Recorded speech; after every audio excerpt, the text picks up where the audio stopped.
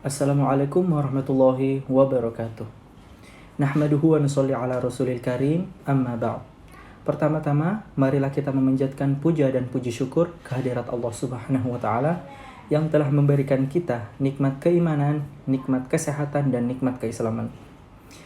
Dan tak lupa pula, marilah kita mengirimkan salawat kepada junjungan Nabiullah Muhammad SAW. Dan ada pun yang ingin saya sampaikan tentang moderasi beragama, penting cegah arus intoleransi dan radikalisasi. Muncul isu-isu terkait kerukunan umat beragama beberapa tahun terakhir. Bahkan sudah menjadi perhatian dunia internasional. Sehingga pentingnya upaya pemerintah dalam membangun moderasi beragama di masyarakat. Bila melihat dari konteks tersebut, kebijakan dan program pendidikan agama sudah seharusnya diarahkan pada moderasi beragama dan mengedepankan cara-cara pengamalan ajaran agama yang moderat. Hal paling mendasar dalam pengamalan ajaran agama yang moderat terhadap segala bentuk perbedaan yang ada sehingga meningkatkan keimanan dan ketakwaan dari ajaran tiap kepercayaan. Bila sikap ini sudah membudaya, ada harapan besar terpeliharanya harmoni di antara kelompok-kelompok masyarakat beragama di negara kita, Indonesia. Sekaligus upaya pencegahan terhadap berbagai sikap dan praktek dari paham-paham keagamaan radikal yang berpotensi menjadi gangguan terhadap kerukunan umat beragama. Salam sejahtera bagi kita semua. Perkenalkan, nama saya Immanuel Erlangga. Saat ini saya akan menyampaikan moderasi beragama dalam perspektif Kristen. Matius 22 pasal 31 yang berbunyi, dan hukum yang kedua yang sama dengan itu ialah kasihilah sesamamu manusia seperti dirimu sendiri.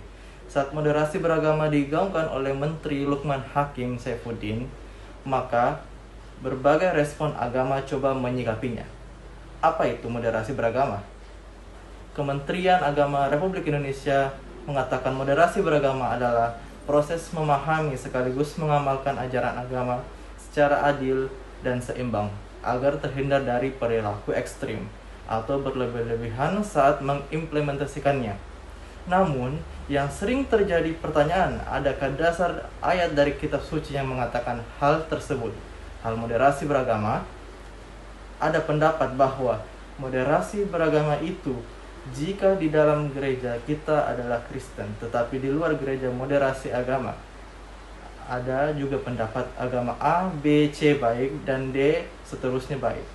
Mari bertemu di ruang yang baik. Moderasi beragama juga diterjemahkan sebagai bentuk beragama yang moderat.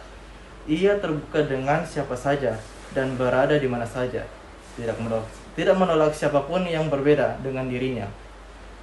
Moderasi beragama dari perspektif Kristen dapat dimulai dari ucapan Tuhan Yesus tentang hukum utama yang pertama, tentang kasih, dan hukum yang kedua dengan itu berbunyi, kasihilah sesamamu manusia seperti dirimu sendiri. Firman Tuhan ini menolak pandangan dan istilah umum yang sering diucapkan, ialah tak kenal maka tak sayang. Apakah benar kalau kenal akan disayang?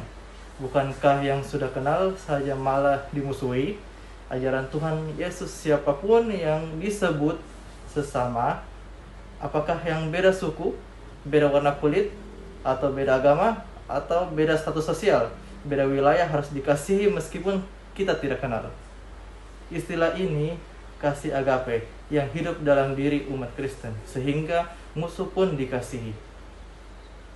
Moderasi beragama dari perspektif Kristen adalah kasih yang terpancar dan bergerak ke arah luar tanpa syarat kepada siapapun. Kasih Kristen bukan menuntut perhatian dari luar maupun menarik yang dari luar ke dalam. Umat Kristen sesuai ajaran Tuhan Yesus harus menjadi pelopor dan role model untuk moderasi beragama. Salam dari saya, salam Injil.